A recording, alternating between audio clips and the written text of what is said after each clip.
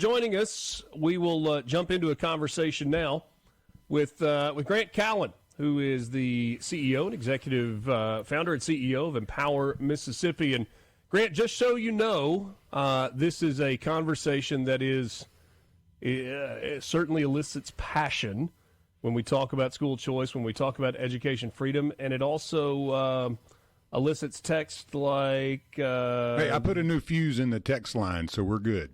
Did you? Yeah, we're good to go. It's going to fire up. Where is it? This was a good one. Here, I've lost it. Basically said, here comes the super lobbyist to talk about half-truths. Why don't you get somebody to talk about the other side of the issue as well? I'm paraphrasing, but that was the gist of the message.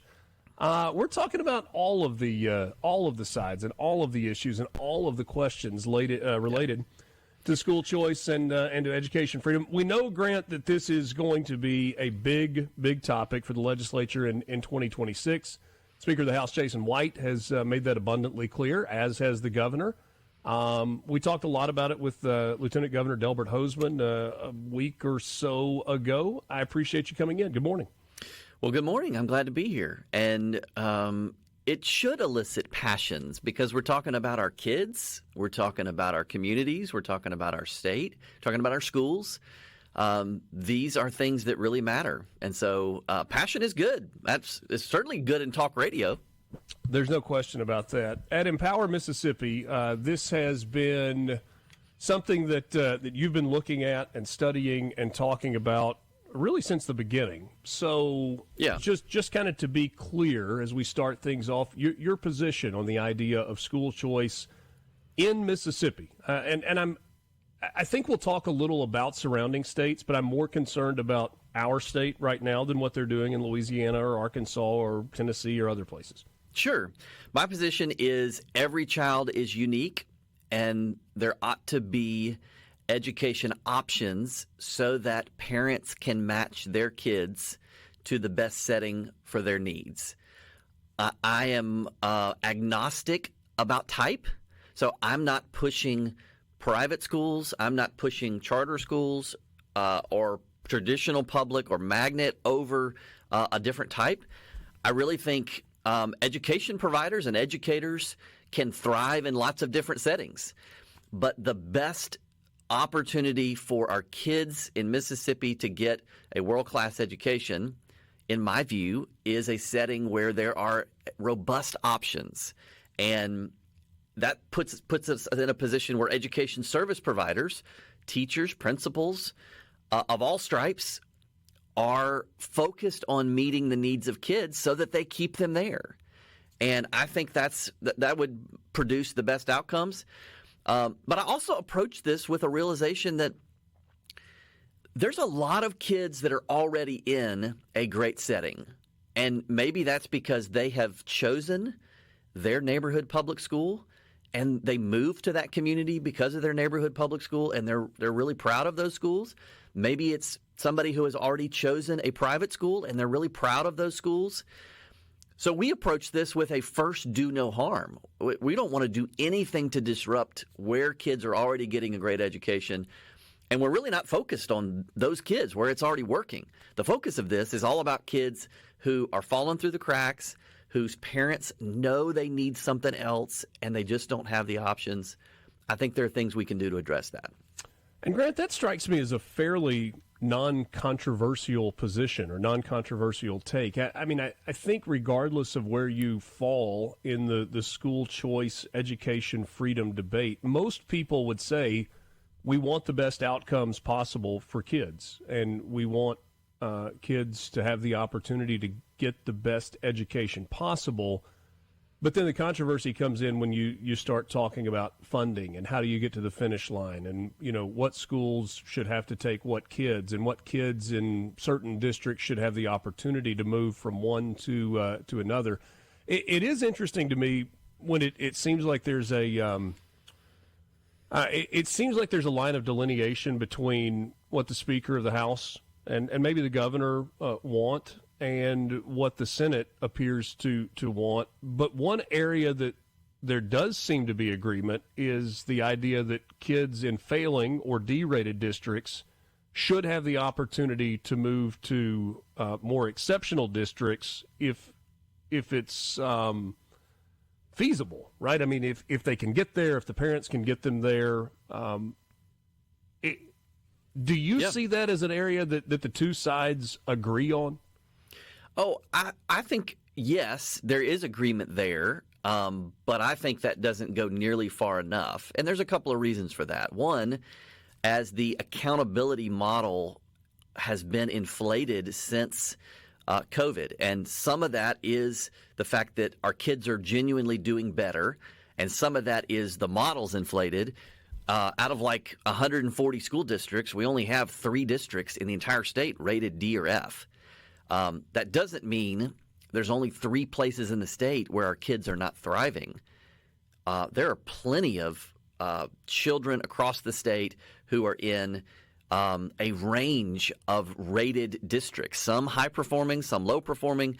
That's sort of assuming that only kids in D or F rated districts need choice, assumes that we're going to look at the state based on averages and say, hey, if most kids are doing well in A, B, or C rated districts, we don't need choice. And again, the purpose of choice is not about painting with a broad brush. It's about giving individual kids and individual families opportunity. So, yeah, I think that's probably the lowest common denominator, that I think everybody is in agreement that if you're stuck in a low-performing school, you should have choice.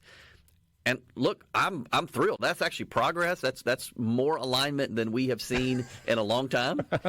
It just doesn't go far enough, and we ought to give options to a lot more than just kids in these 3 low-performing districts. What about if you take it a step farther and you say, district-to-district movement is something that we are okay with? I've been having some conversations, and I think the number is about 75% of the districts in the state, and I may be off by a few percentage points one way or the other, have some level of movement that is allowed from district to district, whether that's because a parent teaches in one district but they live in another district, or it's just something that they allow on a case-by-case basis. If that became 100% across the board, the legislature said if you want to move your child from one district to another for whatever reason you deem necessary, and the receiving district has the capacity to take that child in, then it's okay. Is that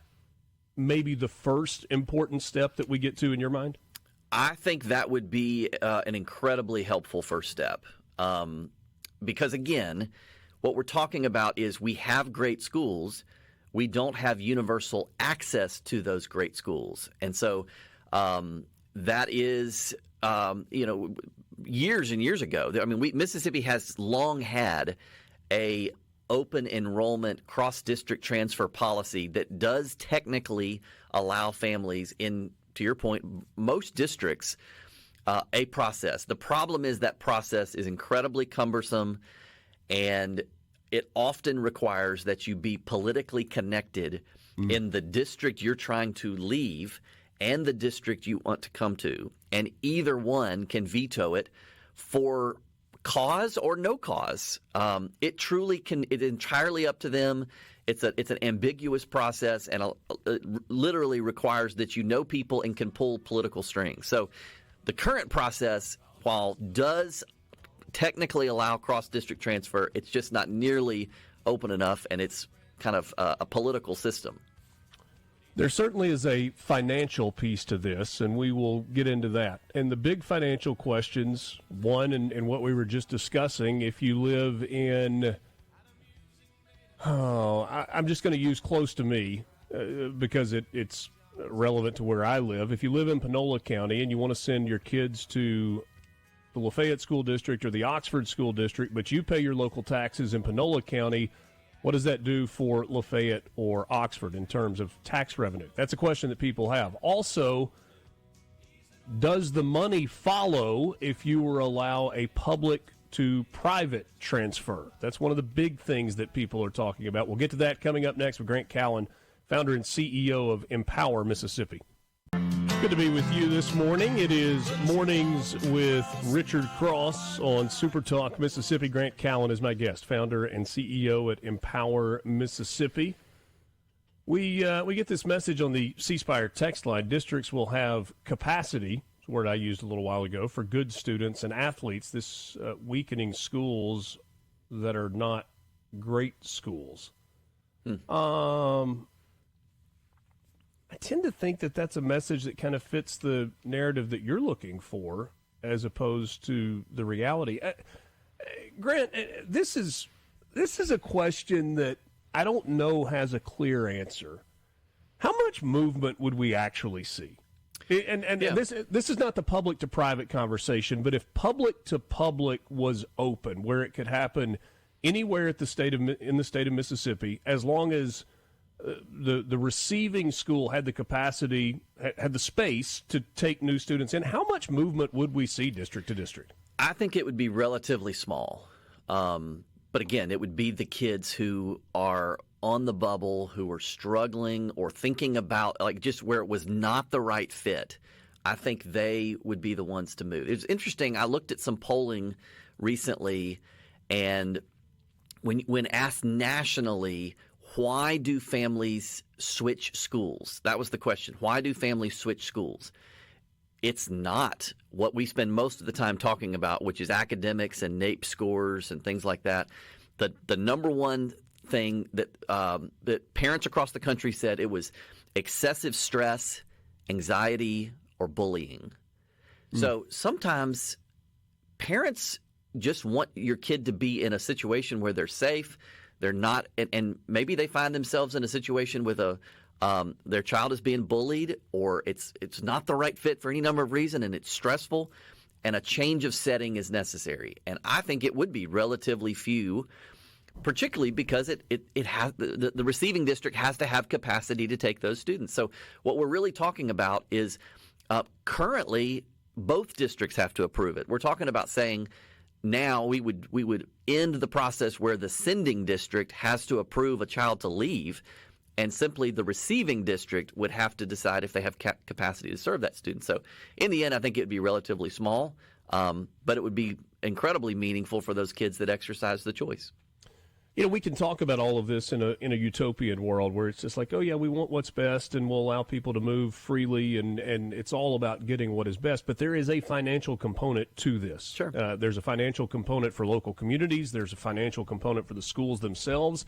And there's a financial component for the state of Mississippi, and the way that it allocates money for education in Mississippi. So to me, there are two really big financial questions, and then probably some offshoot questions that go along with it. First, what I've mentioned before the break, if you are in neighboring counties and you pay local taxes to the county in which you live, but then you start sending your child to a school in a different county, a neighboring county, the local tax money that you're paying that goes to city and county schools would continue to go to the schools in the county in which you live. And there's a question about, well, what about the money for the neighboring county where you're sending your school? Is that a big enough issue? Is that a big enough concern? Are there enough students that is a reasonable concern? Or is that kind of a canary in the coal mine argument? Well, I think it's something we should address, but when you think about the way it currently works, again, we've had a district transfer policy on the books for as long as I can remember. It currently works where the state funds students wherever they are, so that money follows the students. In the same way, if you moved your residence from one community to the next, the state is going to fund you at the district where you are currently enrolled. So that money is going to follow the child. The piece that doesn't follow is the local dollars.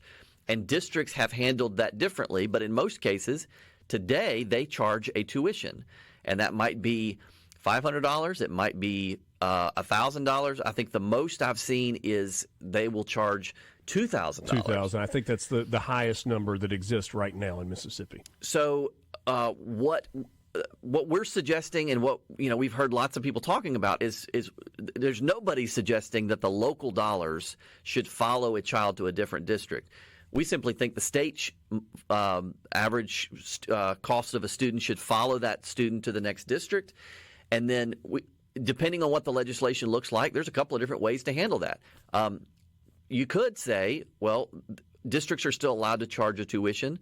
The problem is that's going to price out some kids who even can't afford $1,000 or $2,000. Sure. So last year, the Speaker of the House, Jason White, hit their proposal coming out of the House, set up a state pot of funds that would be used to help offset that cost. So districts could say, hey, we're going to accept this student.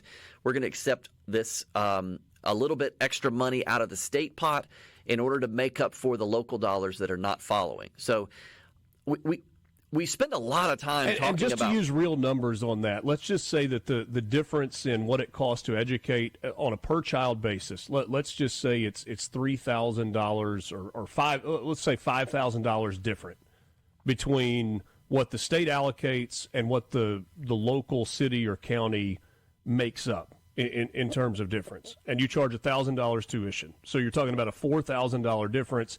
If one school district were to accept 20 new kids, you're talking about $80,000, in which that district could then go to the state and say, hey, this is where we're falling short. We would like to apply for these funds that are available to make us whole? No, what I'm saying is I think the way it was proposed last year is this pot of funds would replace the tuition model. So you would not charge a tuition. You would go to the state instead. So if you think about every school is funded with a combination of dollars of federal, state, and local dollars, the state portion is the largest piece.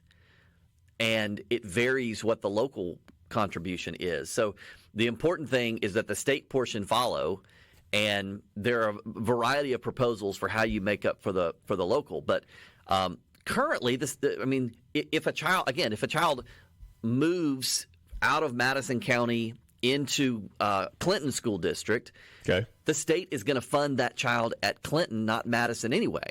Or if the child leaves the state, if they leave Madison County and they go to Alabama, the state is no longer going to fund that child in Madison like they would have before. So that piece is kind of already happening, and I don't understand why people are so concerned when we do that already in Mississippi as people move their residents. We're just trying to create a path so they don't have to move their residents.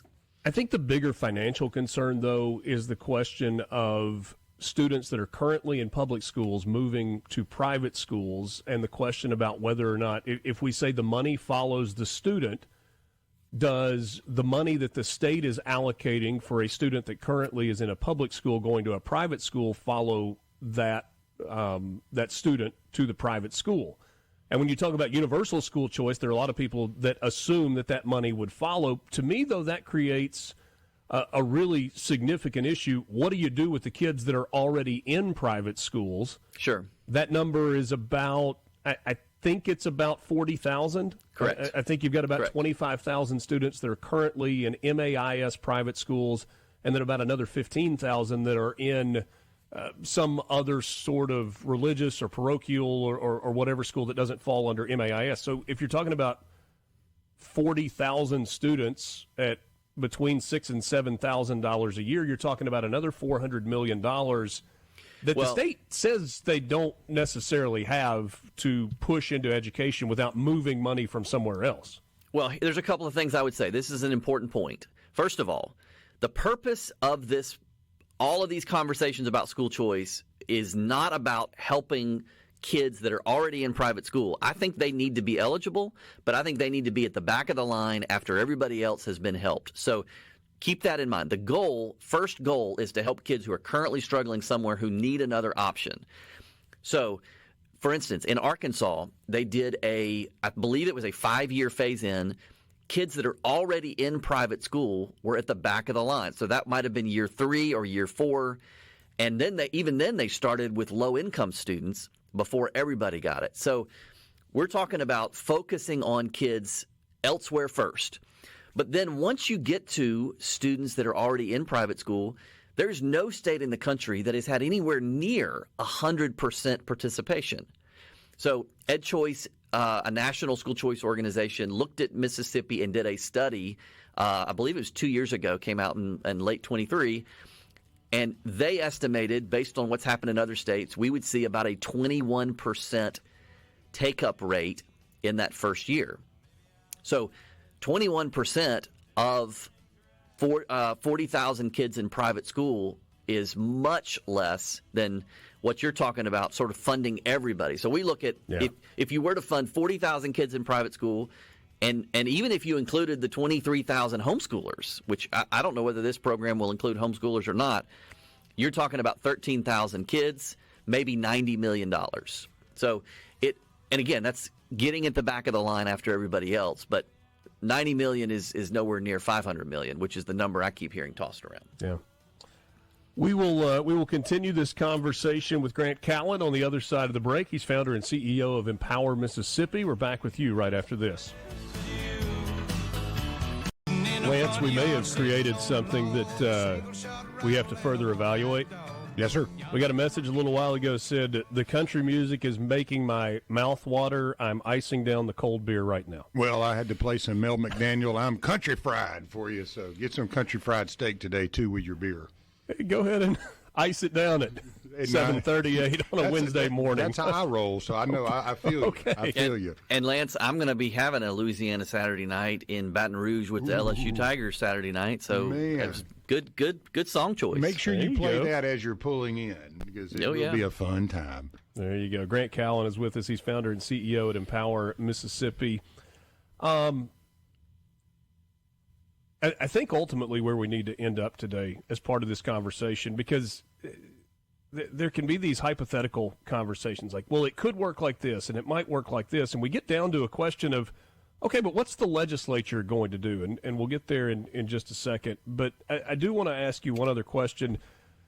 If we're talking about universal choice, I said two other questions that are tied to the financial piece on this. If we're talking about universal choice where public money, public tax dollars would follow students, the state portion would follow a student to a private school. Two things that strike me as really, really big issues here.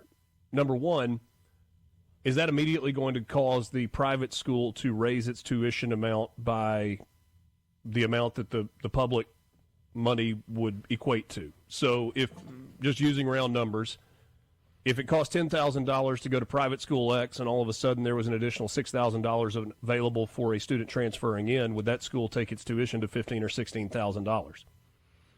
Yeah, I think it's a great question, but I would say private schools exist to serve students, and many of them have many open seats and would love to serve more students. So as I talk to some private school leaders, they're baffled by this question because we're sort of treating them like they exist for profit. The vast majority are nonprofit, and they don't exist to serve. They want to serve kids, and many of them, particularly in rural areas, would love to serve more, and they have plenty of room. I've heard the number tossed around by private school leaders that there's something like 30,000 or 40,000 empty seats in private schools today that they could add just under current facilities. So there is tremendous room in our private schools that they could serve more kids, which is what they're in the business of doing and want to do. So,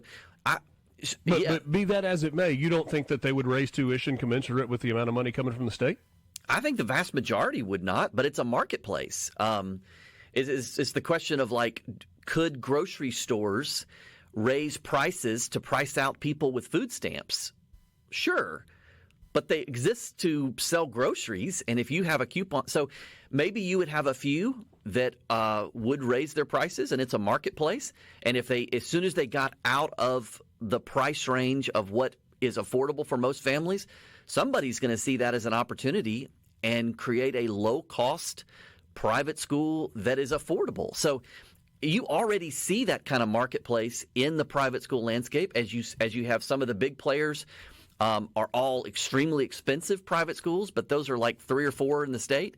And you start to see even in the metro area, there's some great private schools that have come in and said, look, we're not going to be $15,000, $16,000 tuition. We want to be in at that $8,000, $9,000, $10,000 range because we want to be an affordable, high-quality option. So it's a marketplace, And the last thing we want to do is sort of like rent control in New York, where you put a ceiling on what schools can do. Let the market work, and you're going to see providers adapt to meet the needs of students. And that's the purpose of choice.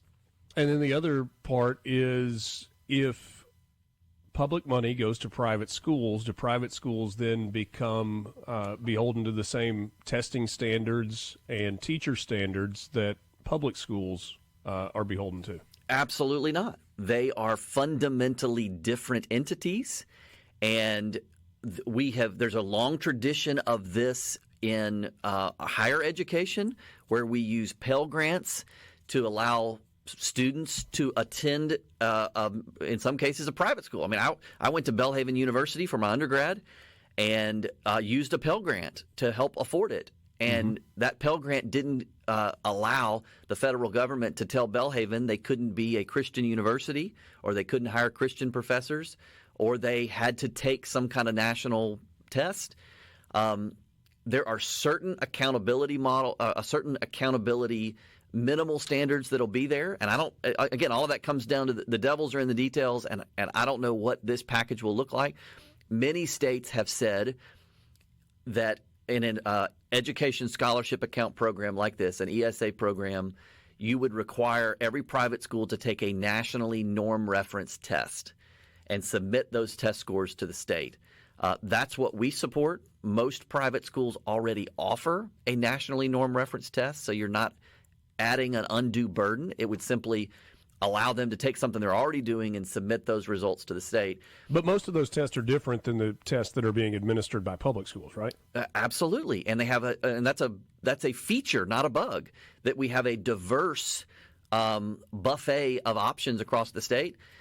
Look, we've long supported a change to the way we hold public schools accountable. I'd love to see public schools allowed to offer different tests so that they could adapt and have different approaches in the way they teach, and they emphasize different things. There was a school district up in Corinth that took this approach a couple of years ago that had a university model curriculum, and they took, I guess it was a Cambridge model, and they took a different assessment. So I think that's a good thing. That allows the schools to adapt and meet the needs of their students. But here's the important thing. If you were to require a bunch of onerous requirements on private schools, if you were to say they have to take the state test, you would see the best private schools would just opt out, and the lowest performing private schools would say, well, we need the money, and so they would probably participate. That's what we saw a decade ago or 15 years ago in Louisiana. They had a school choice program that put a lot of onerous regulations on private schools that were ill-conceived, and you created this two-tiered system where you had good private schools did not participate and the less good ones did. And so I think we have to be vigilant that we recognize public schools are public, private schools are different. We're not talking about taking public dollars and appropriating them to private schools. We're talking about giving kids a publicly funded scholarship so they can shop around and find a setting that works. It's funding students, letting the money follow, and then giving private schools their independence so they can create great outcomes for kids. I understand your perspective on that. I'm just not sure that I agree. You use the word onerous in terms of, testing and accountability, but if you start taking public tax dollars that are associated with a certain student and reallocating those to private schools, I feel like you've got to have a level of accountability that proves that students are being taught what the state says they're needing to be taught if they're receiving state money. Look, accountability is an interesting word that gets tossed about in education forever. Okay. And I would say the system we have today is very unaccountable. Accountability, in my mind, conjures up the ability to affect change if the outcomes are not what we want. And in many parts of our state, you have kids that are in a school that has failed them. If we're just talking about schools, you have schools that have been failure factories for 50 years, and we still have students that are assigned to those schools that have to go. That is radically unaccountable. So the best accountability mechanism in education has always been walkaway power. If your needs are not getting met, if kids are not being prepared for life, you can go somewhere else where they will. So that's the first piece, is these programs are accountable to parents, because parents they have the primary responsibility to make sure their kids get a great education and are prepared for life. But number two, again, we're not talking about allowing funds to go to anybody who opens a school in their garage and says it's a school. There would be some basic measures, and we support saying schools have to be accredited, and that's a rigorous process. There are a number of different either in-state or national accreditation organizations that are a rigorous process. And we think to use your example from Belhaven earlier, Belhaven is accredited to be able to be a college or university. Correct. And there is oversight through that accreditation process. But again, the market is the best form. Belhaven goes out of business if they don't produce great graduates that are prepared for life, that are ready to go.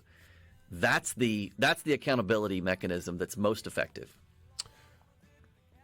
Grant, I very, very rarely keep a guest for an entire hour. If you've got time, I want to hold you over, because I think there's one incredibly important piece to look at here before we finish up. If you've seen the musical Hamilton, Lance will laugh at me for making this reference. There is a line in one of the songs there where George Washington is saying to Alexander Hamilton, "You don't have the votes, you don't have the votes." Are the votes there? Because absent the votes, are we wasting time with this conversation? It's a great question. We will get to that on the other side of this break. Grant Callen from Empower, Mississippi.